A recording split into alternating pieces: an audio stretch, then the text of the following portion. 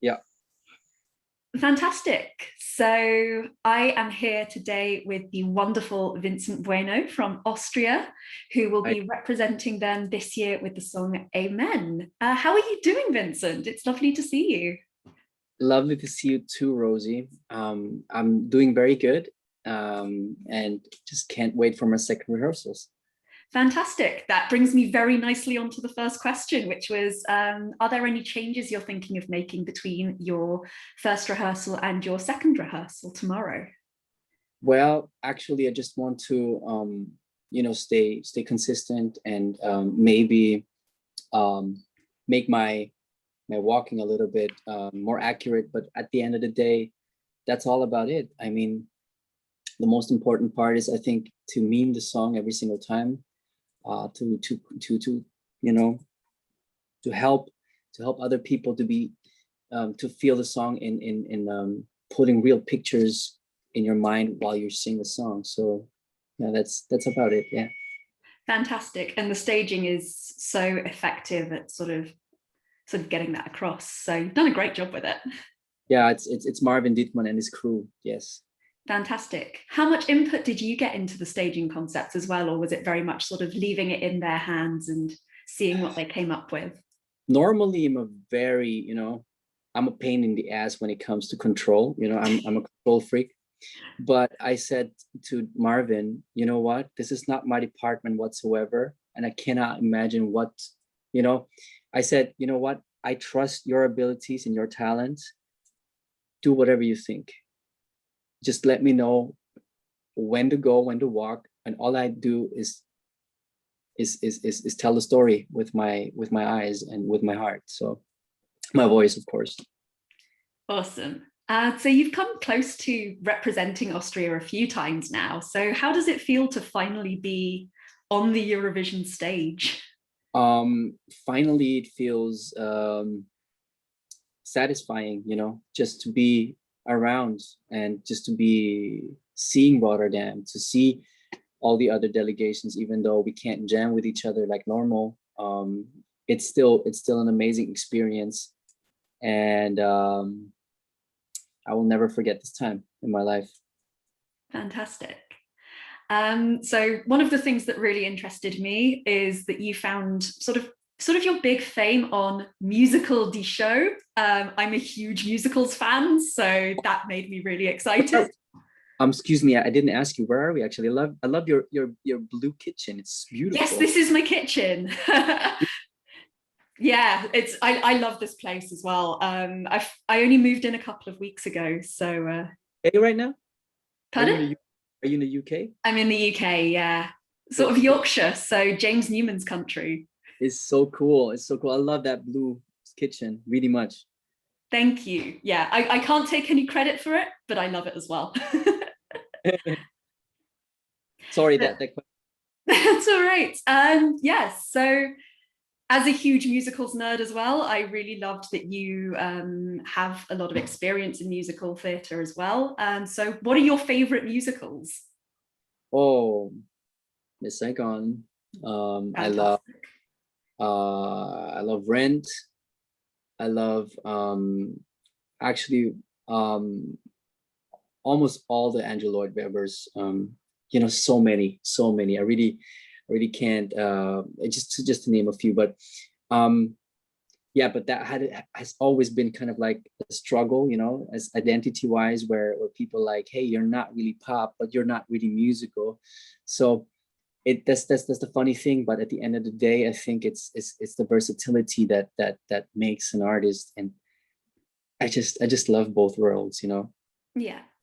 So if you were to go back to theatre at any point in your life, what would be your sort of dream role to play? um there's not a lot of roles for Asians, but at Hmm. the end of the day, I mean, I think I would love to do is it Anna and the King, or King and I, because we Oh say yes. King and I to it. Yeah. Love to do that. And Miss Saigon, man, I would love to do Tui, or what's his name, the engineer. but the intro Fantastic. is crazy, man. It's just crazy. Good choices. Yes, of course. So, as well as doing theatre, obviously you have a fantastic pop background as well. Yeah. So let's say someone listens to Amen and they're like, this guy's really good. I want to hear some more of his other stuff. Where would you say they should start listening to your sort of back catalogue of music? Start listening to my album Invincible. Mm-hmm. That was created 2018, and work your way through from 2018 to till now. Last year I produced an album called On the Run, and every single album is really like it's like a diary of me, and I really don't go for, you know, this must be a hit song. It's more like, you know, I really want people to feel my vibe in the moment. So yeah. Amazing. Are there any songs you would say to start off with, or just go for the albums and listen Oh, through? you know what? Actually, when Caesar Samson went for Austria uh, in Tel Aviv, right? Caesar went in Tel Aviv, right? Lisbon. Lisbon. Sorry, Lisbon. I was actually head to head with him in the selection, and it's the song Only Thing. It's in my song. It's in the catalog. It's in the album Invincible. So listen to Only Thing. It's actually that song that they liked a lot too, but it lost against Ain't Nobody But You. So yeah, but it's a very special song to me because Nathan Trent also wrote the second verse and parts of the chorus. So it's a very special song to me. You seem to have sort of so much of a great connection with so many of the other Austrian entrants. It feels like a little family. It's lovely. Well, yeah, I think we're all very busy, hardworking people. But at the end of the day, I think we all know how big the struggle is. So supporting each other, I think, is vital to the community. So yeah, I think I'm a big fan of support. Yeah. Yeah. Who would you say are your sort of favorite Austrian sort of Eurovision entries over the last however long they've been in it, since the 50s, I think?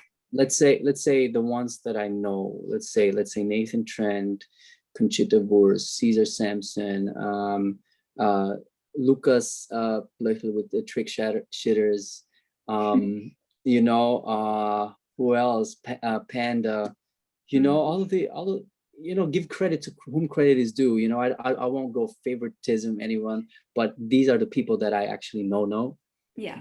And the other ones I really don't know that personal. Nadine Baila, for example, also. Yeah, so there's a lot of great artists that, I mean, Eric Papilaya too. So, you know, I'm a guy who mentions everyone. So you better not make me start. So I'll just list every Austrian entry throughout the entirety of Eurovision history. yeah. Because once you mention one and you forget the other one, then, you know, there's beef going on. So I better not beef up with anyone. So no, it's fine. Also, you play so many instruments as well, and you've trained in so many different things. So with all of these talents, what do you do to relax? What do you do in your spare time that you enjoy? Goodness gracious, that's a question that triggers me right now, because I don't. No spare time at all. No, so you see my spare time is here. Oh wow.